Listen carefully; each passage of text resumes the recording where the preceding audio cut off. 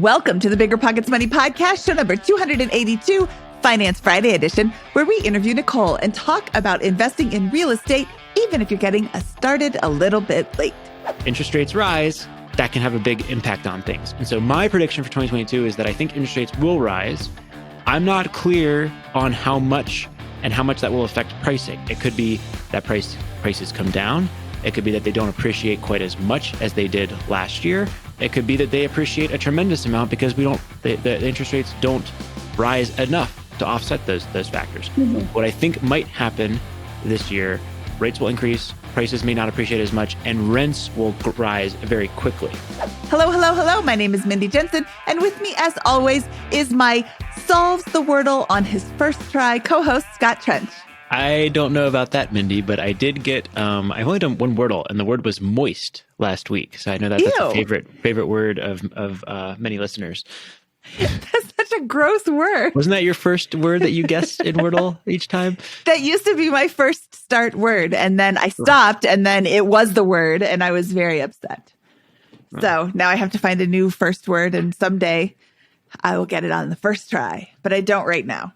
Anyway, Scott and I are here to make financial independence less scary, less just for somebody else, to introduce you to every money story because we truly believe financial freedom is attainable for everyone, no matter when or where you're starting. That's right. Whether you want to retire early and travel the world, go on to make big-time investments in assets like real estate, start your own business, or start over after a divorce with a fresh financial start, we'll help you reach your financial goals and get money out of the way so you can launch yourself towards those dreams.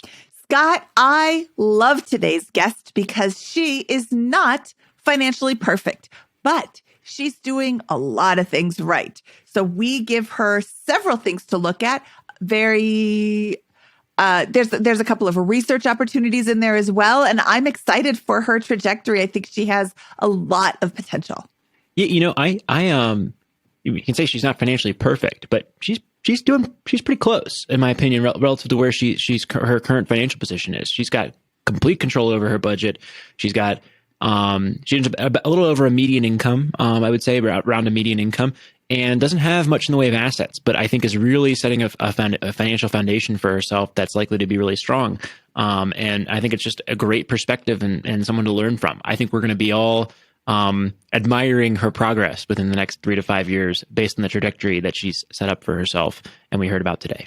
Yes, I agree. And when I said she's not financially perfect, I meant there's things that we can suggest in there. There's room for her to explore. And, we were able to give her research opportunities, which I love. Okay, before we bring in Nicole, I have to tell you that the contents of this podcast are informational in nature and are not legal or tax advice, and neither Scott nor I nor BiggerPockets are engaged in the provision of legal, tax, or any other advice. You should seek your own advice from professional advisors, including lawyers and accountants, regarding the legal, tax, and financial implications of any financial decision you contemplate. Nicole is a recently divorced single mom looking to get started investing in real estate. She feels like she's getting a little bit later start in life, but at age 35, I think she's doing really well. Her monthly spending is tight, her debts are low and getting even lower, and she's got a military pension and a VA loan to help her on her way. Nicole, welcome to the BiggerPockets Money Podcast. Thank you for having me. But Nicole, before we get into your numbers, could we hear a little bit about your backstory and what's happened over the past 10, 15 years to set us up for the conversation we're going to have today? Yes. So my money journey, growing up, we had very little, but we made ends meet. But I wasn't really educated on finances and saving for the future. So I really had a lack of knowledge with that. I joined the military at 17 years old. After I graduated high school, I joined the Army Reserves. I've been in for 18 years now. Went to college, did not incur any college debt. Worked 2 jobs to pay for everything. And came out of that degree with 0 debt. I had a full-time job, started working, but wasn't really saving. Didn't have a good understanding of saving for the future. So I could have started a lot earlier. About 8 years ago now, I started my current W-2 job and started saving for my future with their 401k program. So I was saving 10% of my income with that 401k. And I've been divorced about 2 years now. And through that divorce, I lost quite a bit of money, $30,000 out of my 401k, $20,000 in marital debt that I did not know about that I had to pay off. So that kind of set me back a little bit. But through that divorce, I've kind of regained that financial freedom. We were living off of my income, family of 4. So it was very strapping, and wasn't able to really save as much as I wanted to. And I just kind of got back on my feet, was able to buy a home. I still have a marital home that I'm trying to get rid of, but was able to buy a home for my daughter and I, and on my way to financial freedom, hopefully. So, Nicole, would it be fair to say that following the divorce here, that's when your money story really begins, or the next chapter begins? Yes, definitely. So what's happened since then from a financial perspective? Have you kind of started learning more? Have you been taking different actions or changing up how you invest or save? Or what's been the trajectory, if any, has changed? Yeah, so I ended up living with my mom for about a year to get back on my feet. I was able to save up enough money to buy a home for my daughter and myself, and saved up that money for closing, and I had to pay a little more over the appraisal rate. And I started just kind of building up my emergency fund, and I started listening to BiggerPockets about 8 months ago. And it has just kind of opened up, a whole new world for me. I had always kind of had a budget and lived frugally. But now I read Scott's book about 2 months ago and have really started on that plan and process to move forward, save as much as I can, lower my spending, and on that right track. Awesome. So let's go through your numbers now with that back. Thank you for sharing that backstory. And let's start off with the income statement. How much are you bringing in, and where are you spending it?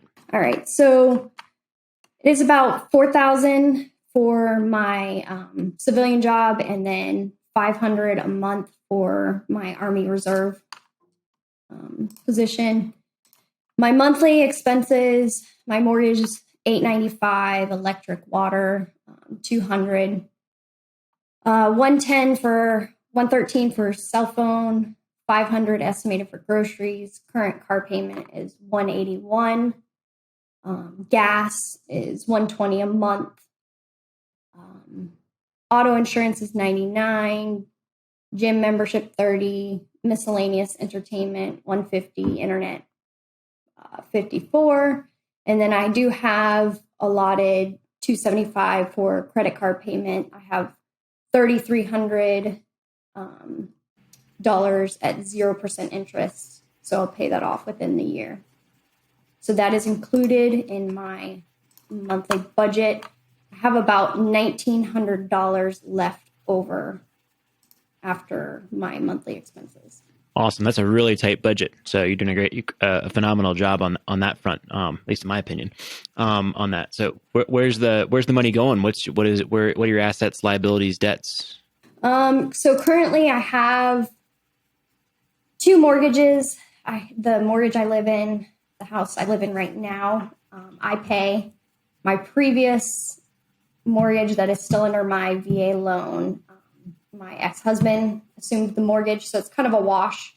I'm not paying for that. That will be refinanced and out of my name, off my debt to income, in the next 90 days. That's $188,000. The home I currently live in is $155. I have $3,300 in credit card debt,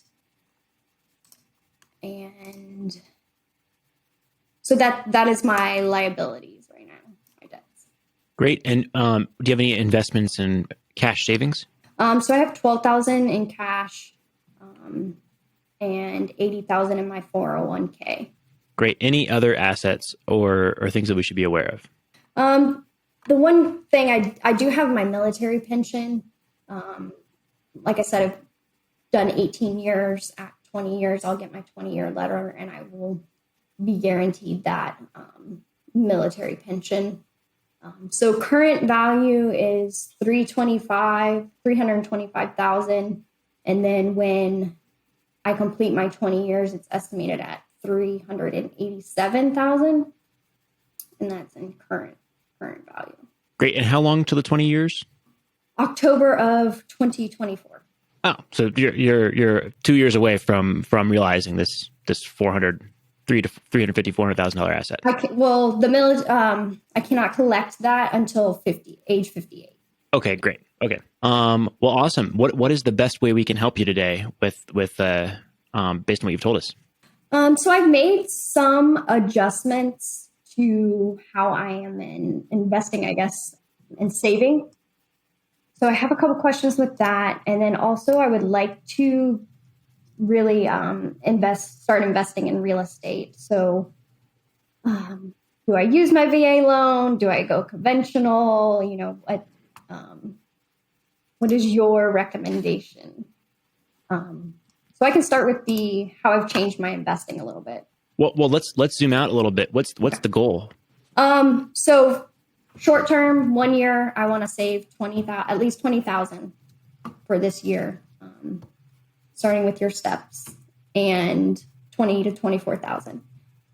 3 years, I would like to have $2,000 in passive income, and then in 5 years, I would like to have $4,000 in monthly passive income. That's fantastic. Thank you for being so clear about what it is you're looking for. That's like, I love it. I think that these goals make a lot of sense. They're ambitious, but definitely achievable. And this will be fun. So that sounds like the first question is to save 20K, which you already have 12. You're not even including the 275 you're paying towards credit card debt, which I count as savings, towards that savings number, and you're accumulating $1,900 a month in cash based on what you told us from the budget. So you should absolutely crush that goal over the next 12 months. That would be 22,800 in additional savings, in addition to paying off your credit card, in addition to the 12,000 in cash over the next 12 months. Is that right? Yes. Awesome. So I love that. It sounds like the next question really then is the real estate side of things. And you're talking about using a VA loan. My belief is that VA loan will require you to move into the property. So that implies you're thinking about house hacking. Is that right? Yes. So again, to reference your book. So currently I have 2 VA loans. The mortgage I'm living in now, and then my previous home. So it's tied up my eligibility. So once that other home is refinanced out of my name, I will regain that eligibility, and then the eligibility I have currently in this home. So my question is, this home that I have now, if I've lived it in a year, and after a year, you're able to, you can rent it out. So I would still have VA eligibility left to purchase something else if I wanted to, within a certain number based on how much eligibility I have left, or I can keep it, or I can sell it and purchase possibly a duplex and house hack to make additional passive income, because this would only produce probably $200. Well, yes, I think that's the first really smart question is, what do you do with the existing home? And you have to run the numbers and analyze. And I think you say, if I was starting over, would I buy this place as a rental property today? So what's the answer to that question in your mind? I think I bought it for too high to get enough passive income out of it. How long have you lived in the property? A year. How long, how many months? April, it'll be a year. So it hasn't been a year quite yet. Okay. So I love the way we're thinking about this. And the reason I'm asking that is because if you live in a place for more than 2 years, you can sell it and you do not have to pay capital gains taxes up to a certain threshold on that. So that'd be April of 2023.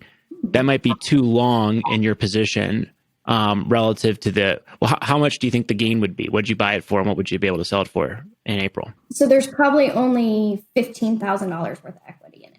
Okay, so to me, that's too small of an amount to necessarily disrupt your whole strategy in order to realize the $3,000-$4,000 in tax savings you might have from the sale of that home. So I like the instinct to potentially sell the property, but let's ask a couple more questions on it before we do that. How much would it rent for from a short-term perspective? Would it make a good short-term rental? The area, I really don't see that it would be a good short-term rental. What about a medium-term rental? Do you live near a hospital? Do you live near a large corporate facility where somebody would need to be staying longer term? Do you live near like an oil refinery? There's somebody down in, is it Louisiana that does the oil refinery stuff? He's got a bunch of properties that he rents to the people that are working in the oil refineries because the contractors down there. Yeah, unfortunately, I'm in a location that is there's tons of rentals, and there's really not a market for that. I have explored those options, and there's really not a market. So I'm kind of leaning towards possibly just need to get out of it. Okay. You would be, if you live in there for more than a year, but less than 2 years, you're looking at short-term capital gains. And that is taxed at approximately 15%, depending on your financial situation. I think based on your financial situation, it would be 15%. So it's 15% of the gain, which is going to be like $2,200.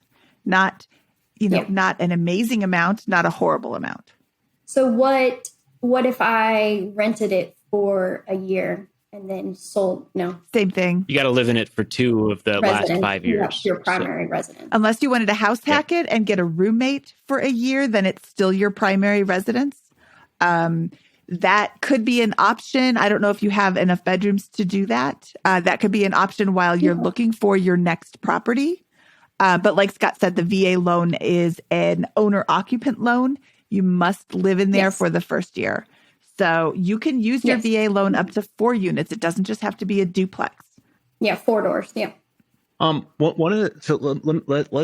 Let's go through, absent the financing for a second. What would a good house hack or investment property look like in your area or the areas you're considering moving to? There's not an abundance of duplexes, triplex, quadplex in Central Florida. So it would really be a find if I did come across one. But it'd probably, price point, is that what you're asking? Or yeah, what's a good deal look like to you? There's not even that many for research wise. But I would probably be looking at like $250 for a duplex at least would be a decent deal. What are the numbers? Like what would the it doesn't have to be a duplex, right? You could do there could be a single family where you live in one part of the house and rent out the other part, or whatever. But what is a good? This is going to be turned into the first homework assignment I would have for you. Is I think you need to get clear on what a good move looks like. Okay. So you have 3 to 6 months to really prep yourself for, okay, what am I looking for here? Mm-hmm. And if you're going to follow the stuff in Set for Life, and thank you for mentioning the book a few times here, then you'd want it to make sense as a rental after you moved out. So what's the place that would produce the most income while you live in there, and then the best be a great long-term rental for you as soon as you leave the property? Okay. Yeah, definitely would have to be a duplex or a triplex. Would definitely have to be that. And something else I was considering, kind of all over the place and what to do, is possibly partnering with somebody for finding a short-term rental and continuing to live in my current home because the mortgage isn't too high. Well, let's think about the financing here next, right? So you have within a year, you're going to accumulate a total of about $30,000 to $32,000 in cash, and you could use 5% of that. If you bought a $250,000 property, for example, like you just mentioned, 5% down would be $12,500. So you'd have $20,000 left over, which I think is a really solid position to be buying a property from, right? If you have good credit, you have $20,000 in cash left over, and you're buying a house hack, that's a really strong position for that. And that allows you to keep your VA loan. And why that might be interesting for you is because, $250,000 is probably well within your purchasing power with your current income and situation. And if you were to get a tenant to rent from you, for example, for a year for half the duplex, you'll have that rental history on your tax return. And when you go to buy the next property, you might find, hey, I'm going to buy this quadplex for $700,000, making that up, right? Well, now, because you've got the income from the rental and you got a history there, not only will you get to add that to your income and your salary and your military income, you'll also be able to add the rental income and the projected future income of the property that you're considering buying. And so your VA loan may balloon in purchasing power on the second purchase if you were able to, for example, swing it to put down the 5% using an alternative form of financing. So I've heard of military folks, for example, you putting down the 5% when they're stationed in Florida and using the VA loan for the San Diego purchase, for example. No, that definitely makes sense. I was kind of questioning that. Do I use it or do I save it? And I definitely think that's great advice as far as, possibly the first purchase, saving it, not using it, and using the money that I've saved to put that, 5% down. Well, let's walk through so I think you can't make the decision about I like the instinct to house hack. That's always it's a great starting point for someone in your situation, making around a median income, starting with relatively few liquid assets. And you don't have hundreds of thousands of dollars you're doing great, but you don't have hundreds of thousands of dollars to invest. And that's just a really powerful tool in the kit. And it's likely to be a big winner for you, even if it doesn't produce cash flow or let you live for free. It'll likely substantially reduce your month-to-month living expenses. So I love that. What does the short-term rental look like? I was possibly thinking of something local, beach-wise, but possibly partnering with somebody because short-term investment in rentals here are not $250,000. What's local? Beaches, New Smyrna, East Coast or West Coast. I'm Central Florida, so either coast. How far are these from where you live and work? New Smyrna Beach is 30 minutes. The other coast is about an hour and a half. Would you consider living in one of those places? Or could you, for example, is there a duplex or a condo with one of the doors that locks off the other unit or whatever? With that for a year, would that be an option available? Yeah, so I was looking at one of the beaches. That's closer, 30 minutes away. They do have more duplexes there, and possibly being able to use one half as a short-term rental and then live in the other half. So it would be house hack kind of times two with the short-term rental. Would you be required to commute every day? I work remote. The only limitation would be my daughter and her school zone, which I could still commute with that. It would just add extra transit time for myself. But it would definitely, profit-wise, would be worth it. Yeah, I'm looking on realtor.com at some of these New Smyrna Beach houses. I like the idea of a duplex on the beach where you're living in one portion of it and renting out the other portion short term. You can do the turnover, so you are not paying somebody to clean. That is the biggest pain point in short-term rentals, is finding somebody reliable to clean the property on your schedule. There's ways to do this, especially when you're doing it yourself. There's ways to do this where you just literally bring everything back to your house and take brand new over there and like have 2 sets of everything, so that the turnover is a lot easier. And now the schooling for your daughter, is she in like a special school, or could she just transfer to the school in New Smyrna Beach? I mean, she's pretty young. I'm assuming she's only in the first couple of years of school. Yeah, she's in kindergarten. It's a little bit difficult. Her father lives in that school zone, and that's what we're going off of right now. So it is something that could possibly work, moving her, but I would probably keep her in her current school. Okay. But the drive wouldn't be out of the question. Yeah. So I think, if I'm looking at this now that we're a couple minutes into the conversation, I think the biggest challenge for you is you've got a really strong financial base. You got really clear goals here, and real estate's your tool that you're likely going to use. Your market seems, from my seat, to be like a one that is affordable and within your reach to buy properties in. You've got the VA loan, all this kind of stuff. I think what I would kind of advise you to do at the highest level is I think you need to pay what I call the entry price into real estate investing, which I think is in about 250 hours, maybe more of kind of just listening to podcasts, reading books, analyzing deals. Like I think you're still kind of exploring some of these concepts at a high level. And I think you need to get clear on what good looks like. And you've got at least 90 days before you're really able to make the decision with, or if I were in your shoes, I'd feel comfortable buying property until that mortgage is off of my name. So I think that would be a really good thing is like, I'm going to walk away from today is February 8th when we're recording this. I'm going to walk away from end of April, and I'm going to be super confident. I know what a good deal looks like. I can articulate it in crystal clear detail about what I'm going to do. One of several options or one particular strategy.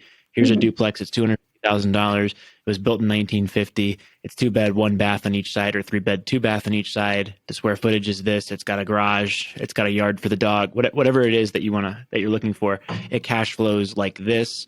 And here's what it's going to do for me when I move in. Here's what it's going to do when I move out.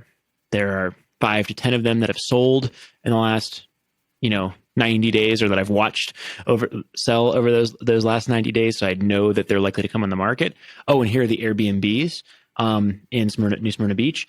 And they're within my price point from a VA loan because I'm qualified there. And here's what they would produce from income that, I'd have to commute 180 days a year to the school zone for that or whatever it is. But I think that's what I would love for you to be able to articulate something to that effect very confidently by end of April. And I think that's a very achievable goal over the next couple of months, in my opinion, for you. Yes, definitely. And I've just kind of struggled with that and finding what I want and what looks good. And so that definitely helps me. Thank you. Yeah. Maybe since we already plugged my book, maybe this will be the show of plugs here. Maybe we could send you your pick of 10 BiggerPockets books. Any ones that look interesting to you, we'll send your way in your preferred format. And I think we will also give you a pro membership, so you can use the calculators to analyze as many deals as you'd like in there to help with that search. But I think it's a self-education slog to. Yeah, and I've definitely tried to continuously listen and educate myself, and sometimes it can be overwhelming. And like Mindy was saying, your position is different than everybody else's, and when you're listening to someone that is younger and in a better position, it's sometimes discouraging. But I feel like I'm on the right track. You have a great track. That is the part that I think we have.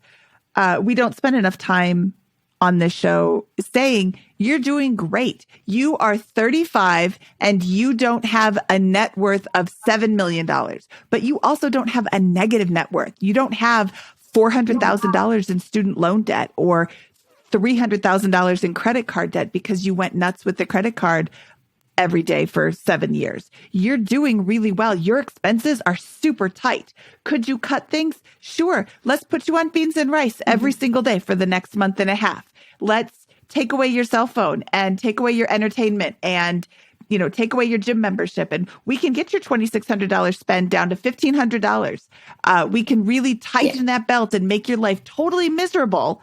Or we can continue on a path where you are having a good life and saving, and you're still doing really well. Does your budget feel tight? No, I think it feels comfortable. Like you said, I could definitely tighten it up. You could also definitely loosen it. You have $1,900 every month at the end. Go on a vacation every single week. Or buy a house. Yes. Buy a house once a year. There you go.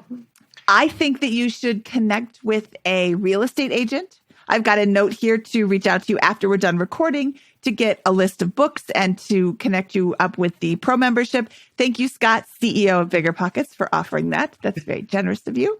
But this is why this is like who they're for, right? Is you, right? You're getting some information together. You've got a good idea of kind of how things look, but you need to kind of push through to that what does good look like so that I can actually feel confident to make that. You need to do that over the next night. You can't take action for the next 90 days.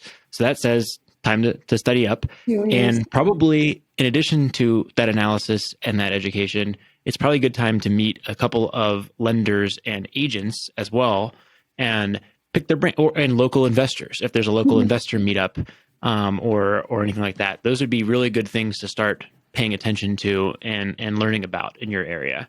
And take everything with a grain of salt. See if you can pick out who you think knows what they're talking about and who you think is maybe a little too aggressive or doesn't really know what they're doing. So, but like that's, if you can, once you get to that point where you feel like you actually can make that distinction, that's when I think you're ready from an investment perspective to make that next purchase and make a really good decision. Yes, I'm going to go one further and say if you are a New Smyrna agent who has information about the area, please reach out to me, Mindy at BiggerPockets.com, and I will connect you with Nicole. I think Seth Jones is a mortgage broker. I know he's a mortgage broker in Florida. I think he's all of Florida. So I will introduce you to Seth after the show as well. And we have no financial affiliation with Seth Jones or any of the other folks, right? Correct. No, we don't have any financial. I'm just a matchmaker. Members of the community. Members of the community. I love to connect people. Yeah. It doesn't do me any good to just hold Seth Jones to myself. He's not going to write me a mortgage because I don't invest in Florida right now. But just talk to an agent and see what's out there. There are 0 quadplexes in all of New Smyrna Beach. Okay, that's good to know. Or there are 17,000, or they're building new ones. Like, I don't know anything about New Smyrna Beach. I don't even know where it is on the map. I'm sorry. I don't know what coast it's on either. But it doesn't matter because I'm not the one that can help you with this. I can just connect you to somebody who can. So find what's there. I mean, if you're looking for a duplex and there's only 2 in all of the city, that's a really great indication that we need to change our focus. Could you find a really large house and turn it into a duplex? Is that something that would be easy to do? Or maybe there is a large house that's sort of already a duplex that isn't official and you go through that channel. I don't like the large rehab project for her at this point with that. So, because like, I think that's like a big thing. Like, oh, it's great. You put in $30,000, $50,000 and turn it into a duplex, right? Well, that's just not reasonable relative to Nicole. Like I can like Nicole's position because she doesn't have all of that cash. So I like the single for the first play here. And then after 2-3 years, do some of the work yourself, get good with that, and then take on the bigger projects incrementally with each of the next 2 or 3 projects. Yes, I sometimes get ahead of myself. I'm like, oh, just do it yourself. Not everybody's been doing it themselves. That was like a big worry for me. I remember because I was like, I have $12,000 and no skills. I don't want to do that on this particular project. Yeah, and it is, I do want to invest in real estate. Like I do know that. And it is a little discouraging knowing, that I don't have an overabundance of liquid cash. So it is discouraging at times, but, it can be done, and working towards that.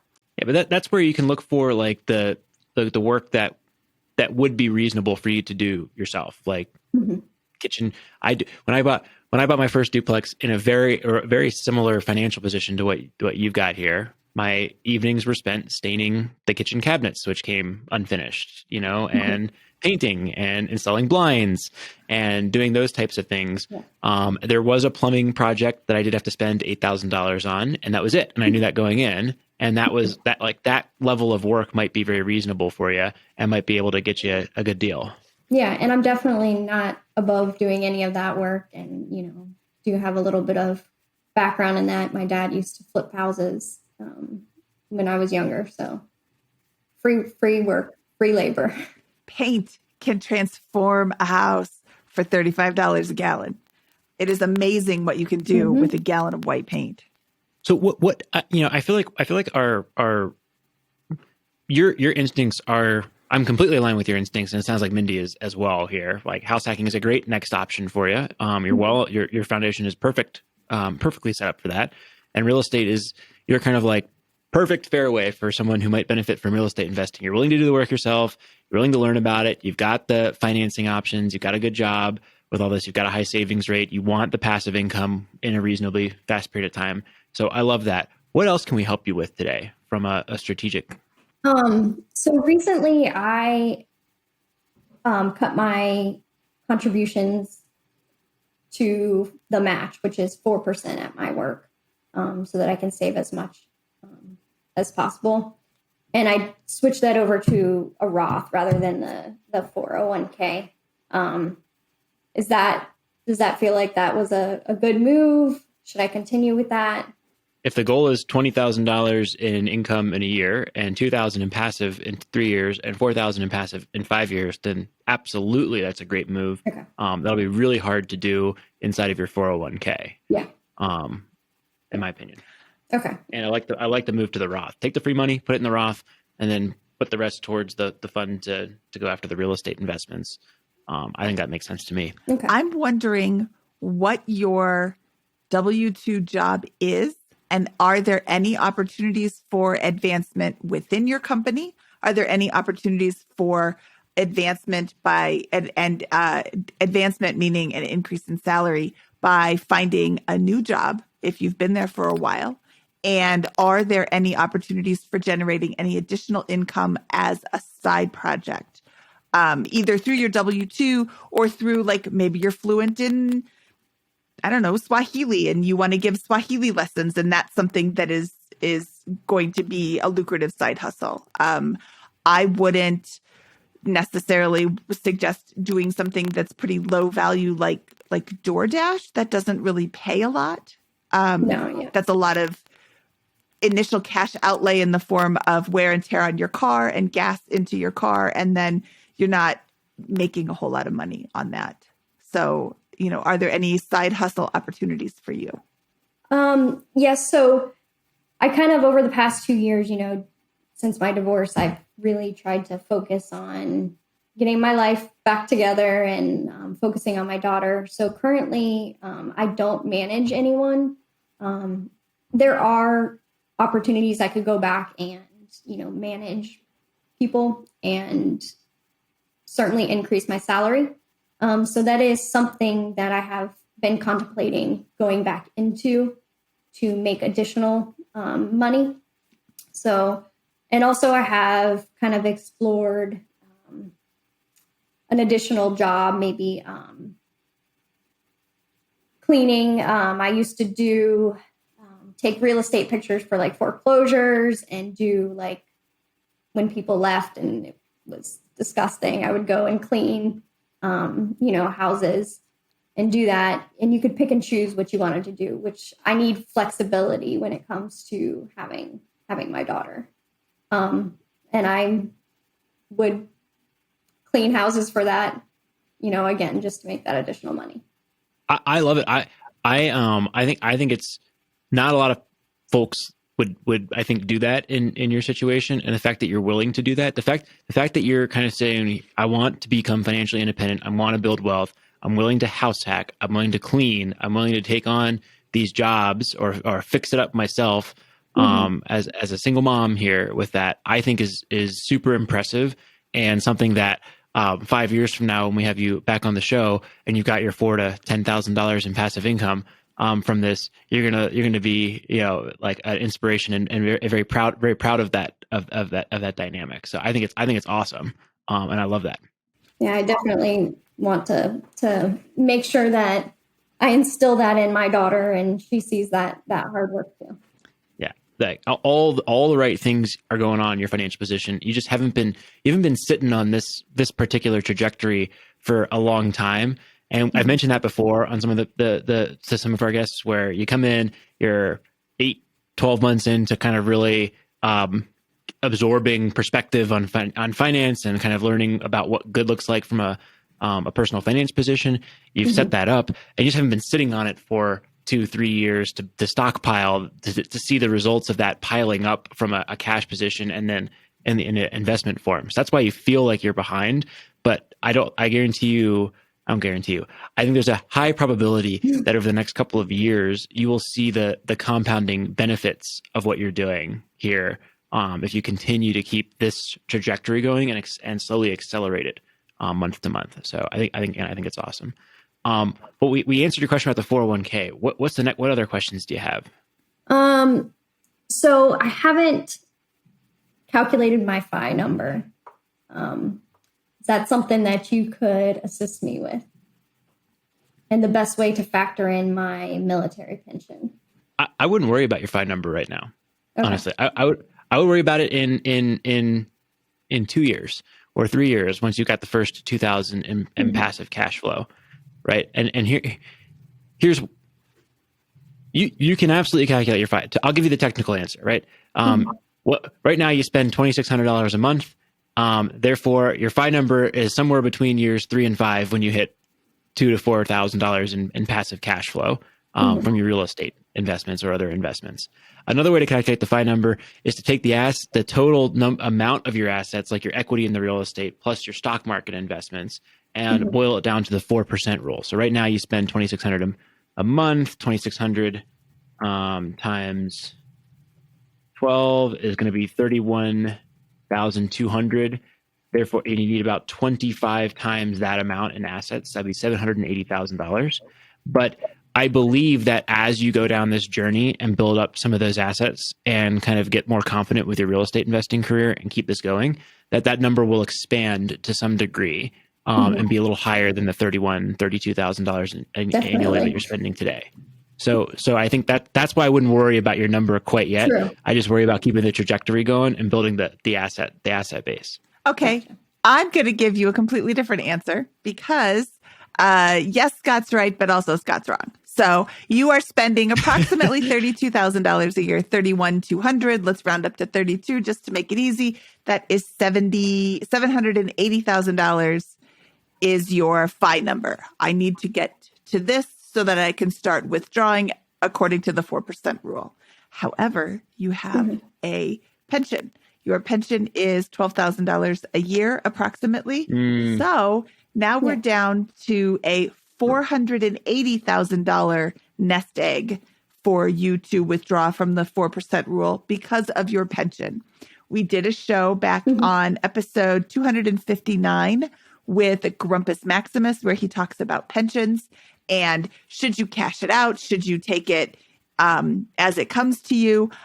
Since it's a government pension, I would not cash it out. I believe that's what Grumpus said as well. The government's not going to go out of business. If they do, you've got way bigger problems than just the fact that your pension's gone. So I would keep it the way it is. I would also not really worry about it. And I say this kind of flippantly, and I don't mean to, but it's $1,000 a month. That's not going to be hugely helpful in your like by the time you're 58, your spending is probably not going to be just this 2,600 that you're at right now. Maybe your mortgage is paid off and maybe it is only $1,600 and now you've got $1,000 from your spending from your pension and you need to cover up the $600 or make up the $600 difference. And then it would be really helpful. I would keep it in the back of my mind as, yes, I will get this someday, but because it isn't such a large amount of money, I wouldn't be concerned with it so much. I wouldn't really factor it in. I would just continue to, I mean, if you have $2,000 in passive income in 3 years and you have $4,000 in passive income in 5 years, you're kind of already generating all the income you need without doing anything. You don't seem like the kind of person who's just going to be like, well, now I'm going to the beach every single day. I don't have to do a thing for the rest of my life. I'm just going to sit around and do nothing. So I think that understanding the numbers behind the 4% rule are good. But I also think that your $4,000 in passive income goal in 5 years is not only doable, but also a really good FI number for you in general. Like that's already more than what you need to live right now. Yeah. And that's when I thought about that goal, that was kind of for me to live comfortably and be able to, take vacations and do whatever I want to do with my daughter. That 4,000 would be comfortable for me. Even though I'm living below that now, it's for a reason. But I don't want to continue to live that low. Yeah. But thank you. I that helps me a lot with understanding and with that perspective. Yeah, it's kind of like this. Yeah, it's kind of this trajectory of, hey, I'm going to spend at this very low level for a period of time in order to stockpile the asset base. And then as my asset base begins growing and compounding, and that's a greater and greater percentage of my wealth accumulation, it's not just coming from the spread between my income and my savings. You can begin easing off and letting the assets pay for incremental lifestyle expenses. And that's what I found to be true for my personal life. And I would never have been able to articulate that when I first wrote the book with that, but I can kind of see that now, and that's how I would think about the FI journey. Is no, just get the first couple thousand in passive cash flow, and then kind of take a look in 3, 4, 5 years from a position of even greater financial strength, and say, okay, what is the end game now, and how do I make sure that I'm never dependent on wage income on a go forward basis, but also kind of have that trajectory to get in the lifestyle I do want at the end state. Yes. Okay. Before we let you go, I have one more comment about the VA loan. The VA loan is a wonderful tool for our veterans. I think that it is fantastic. And I think that it also has a lot of stigma around it from real estate agents who don't necessarily understand what it is and what it does. It is a benefit to you. There's not really a lot of downside to the sellers. And having a lender who specializes in the VA loan is going to help get your VA loan offers accepted more so than a lender who's like, yeah, I've done them before. They can take a really long time. They can take forever because there's all these little steps that you have to do. But a good VA lender knows that you can start all those steps as soon as you go under contract. So I have a VA lender who's done 3 VA loans for me, 21-day closes. And that is kind of unheard of in lending in general, but in the VA loan world, it's like I've seen people write 45-day VA loan closes. And they're like, well, I hope I don't have to extend this. In this market right now, it's unfortunate. Sellers don't have to jump through hoops and deal with the problems. I'm doing air quotes for those of you who aren't watching me on video. They don't have to deal with the problems of the VA loan. There aren't problems with the VA loan. I have had more problems with FHA loans than I have ever had with a VA loan. They've always been smooth sailing. But because there are so many agents who don't deal with these loans on a regular basis, they can see one and maybe they have 2 identical offers, but one is a VA loan and one is a conventional or an FHA. They'll be like, I've heard VA loans are terrible, so I'm just going to go with this one. So when you go to use your VA loan, make sure you're using a lender who does them all the time, who knows all the, I don't want to say loopholes because that makes it sound like they're doing something wrong. They're playing by the book. I mean, it's a government program. There's rules and you can either follow them or not get your loan approved. But they jump through all the hoops in such a fashion that it doesn't take forever to get it closed. So that's my rant. The end. Yeah, and I actually had a nightmare with that, purchasing the home that I live in now. It's a credit union that should deal with lots of VA loans, and I literally had to do the work myself to get my certificate of eligibility. They got the wrong one. It was just it was a nightmare. And if you could send me that lender, that would be great, because I will not use the lender I used before, because I almost lost the house because of how poor of the process it was. And it was a 45 days, and they wanted to extend it. And it was just a horrible experience. And luckily everything worked out. And, but I do not recommend the lender I use. And it was a bad process. And like you said, there is a stigma around VA loans, but there's nothing wrong with them. And the lender makes all the difference. It really does. Yep. I will send you that when we're off the call. Thank you. You had at least one more question. I'm cheating here and looking at the notes since you haven't asked it yet. But you think you were wondering about whether 2022 is a good time to do all this stuff. Is that right? Yeah. So I love talking about this one because it's always at the top of everyone's mind. And I'll go back so I bought my first property, a duplex, for $240,000 in Denver, Colorado, when I was making $50,000 a year, and saved up my first $20,000 in 2014. And everyone was talking about how the market had been going up for 5-6 years in a row, was absolutely crazy, and there was no cash flow left in the market in Denver, and it was the peak of the market, and the bubble was about to burst. I bought the property in November. All of 2015, I was worried about the crash.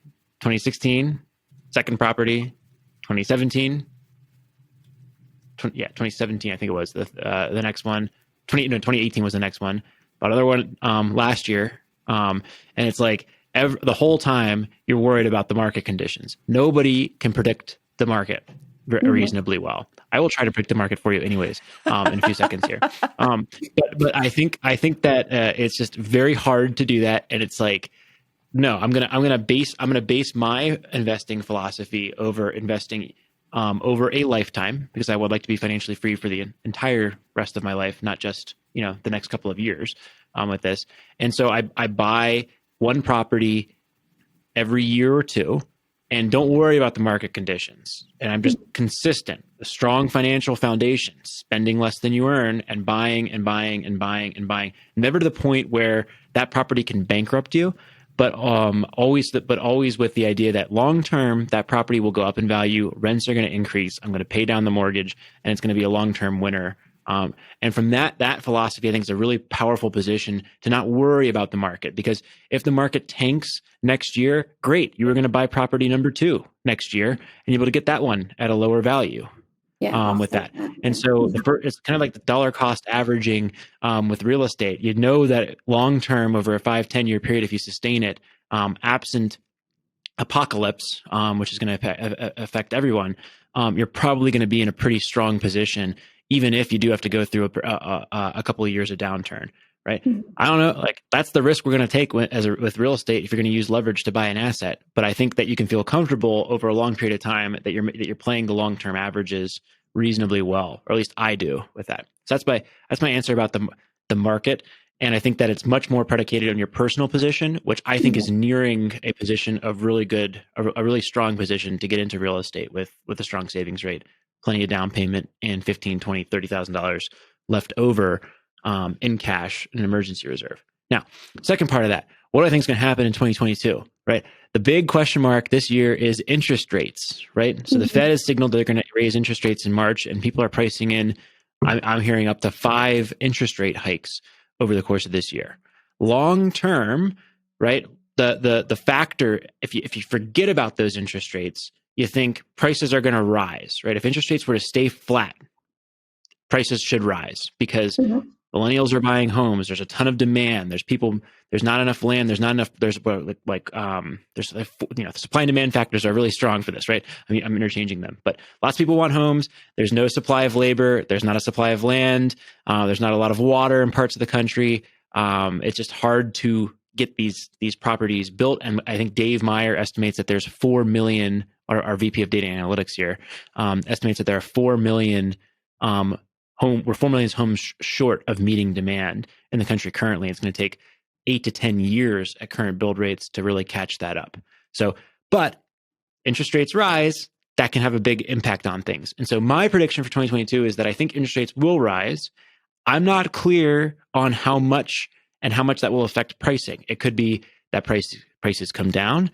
It could be that they don't appreciate quite as much as they did last year. It could be that they appreciate a tremendous amount because the interest rates don't rise enough to offset those factors. Mm-hmm. What I think might happen this year is that rates will increase, prices may not appreciate as much, and rents will rise very quickly relative to that because of inflation. So is that the worst thing in the world if you don't get that much appreciation, or even if your property loses some of its value, but rents increase over the next couple of years? If you believe that, I wouldn't make an investment decision based on my market forecast because no one can predict the market, but I do have fun talking about that and at least thinking through that. That's my bold hypothesis, is that rent growth will outpace property price growth in 2022 for the first time in a while, but we'll see. Yeah. And I don't, after talking to you guys, I'm not going to let any of that hold me back, and definitely going to make that next step, do my research, like you said, and make that next step. In addition to everything that Scott said, I think we still have low inventory. I've got a really great graph that I will include in the show notes, which can be found at biggerpockets.com/moneyshow282. You can also find it at fred.stlewisfed.org/series/HOUST, or just click on the link here.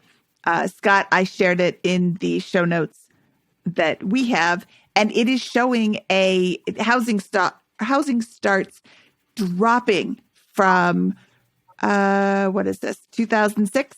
They just went down almost to nothing, all the way down to 2009, and they have not come back up to where we were in pre-2006 levels. So I think that there is an enormous shortage of houses to be purchased. So I think that, yes, interest rates are going to go up. The Fed has said they're going to do that. That might cap the skyrocketing prices a little bit, but I don't think that the market is going to just stop. Of course, past performance is not indicative of future gain. Your mileage may vary. Insert other clever There are no guarantees, but I'm planning to buy again this year. Comments here. Per my strategy that I outlined. I'm keeping an eye on the market, and when something nice pops up, I might snap it. And if nothing else, I'm helping people buy. Okay. Any other questions or things that we can help answer or discuss today? No, I think you guys really covered it all and gave me a better understanding of what I need to do and just the research I need to make before making that first step into real estate investing. So thank you. I appreciate it. Well, thank you for sharing your story here and for the great discussion today. Thank you for plugging the book and letting us plug a bunch of BiggerPockets stuff today. And hopefully that's helpful to you. And really look forward to seeing what you end up deciding and doing over the course of this year. I'm very optimistic about the next couple of years from a success standpoint for you. Thank you. I will keep you guys posted. Please do. We would love to check back in with you in a few months, maybe in a year. Let's see what's going on in a year. Yeah, let's go with a year. Okay, great. Well, we will talk to you soon. Thank you, Nicole. Okay, Scott, that was Nicole. That was a great episode. That was a lot of fun. I'm super excited for all of the options she has available. She's doing really great. I think that we kind of stink at being supportive and celebrating all the great things that she's doing. Her budget, her spending is so good without feeling unnecessarily restrictive to her. She's doing awesome. She's saving money every month, and she's got clear-cut goals. I love her story. Yeah, what I think was really, really important that we heard today was Nicole is willing to do whatever it takes to move her financial position to the next level. She is considering moving into a house hack. She's willing to move into an Airbnb. She's willing to clean and clean up really what sounded like horrible messes from foreclosure properties and those types of things to get ahead. She's not above doing that. And I think that's what it takes to really get the start of this grind over with, right? Like to be willing to take on that house hack project and to earn those extra bucks by putting in the extra hours and doing the work that you don't want to do for a couple of years to get that financial foundation over the hump where it can begin to support you and the asset base gets large enough to start snowballing you, that asset base outside of your retirement accounts, outside of pensions that only come into play when you turn 58, that asset base that you can actually spend in your earlier middle-aged adult life with that. And I think she's doing all the right things to set herself up for that. And what's so hard and frustrating for many listeners who are probably in her position is because she's only been on this trajectory for a year or two, really, and building that financial position. She feels like she's behind. But so just give yourself another 1, 2, 3 years if you're in a position like Nicole's, because you will see those results, or you will have very good odds, at least, of seeing those results carry through if you're willing to pull those big levers and grind it out for a couple of years. The snowball will start rolling down the other side of the hill with it. If you're listening to this show, if you're thinking about your finances, if you are tracking your net worth, tracking your spending, if you are even being conscious of the fact that money comes in and money goes out, you are so far ahead of the average American who doesn't do any of those things. Yep. And she's got a positive net worth. She's got a plan. She has well-defined goals. She would really have to try not to succeed. She would have to try to sabotage herself in order to not succeed, just because she's so driven and she's going to do the work. But another thing you just said there, that's such a great point. Clearly defined goals. It's so hard to put together a good financial plan and say, what should I do with my 401k or my Roth? Well, it depends on your goals. Okay, my goal is to save up 20 grand. My goal is to get $2,000 a month in passive cash flow within 3 years. My goal is to get $4,000 within 5 years. Okay, great. Now we can work with that and begin and back into that and say, well, is that realistic? Well, if you're willing to clean foreclosures on the weekends and house hack, yeah, it's realistic. If you're not willing to do those things and want to live in a nice house that's a big percentage of your income and have your car payment, maybe that's not realistic for you with that. And we can give feedback about that. Yeah, she doesn't have the goal of $10,000 in passive income by the end of the year. That's not a realistic goal. Her goals are realistic. Her goals are doable. And she's taking steps to do them. Like you said, she's willing to do the work. She's willing to do, what is that phrase? Be willing to live like nobody else now so you can live like nobody else later. She's willing to go above and beyond, to go extra, to do more, so that when she's a little bit older, she doesn't have to go above and beyond. She doesn't have to do extra. She doesn't even have to do the bare minimum. It does it for her. It's called passive income. But you have to do the work now. You can't just sit around and go on vacations all the time and eat bonbons and go to the beach every weekend and all of a sudden life is great and throwing money at you. That's not how it works. You got to do the work at some point. Yep. And she's ready. She's willing. She's going to do it. And she is going to be successful. Love it. And we'll check in with her in about a year. So I can't wait to see all of the successes that she's had in the next year. Absolutely. Okay, Scott, this was a super fun episode. Are you ready to get out of here? Let's do it. From episode 282 of the BiggerPockets Money Podcast, he is Scott Trench, and I am Mindy Jensen saying, in honor of Girl Scout cookie season, peace out, Girl Scout.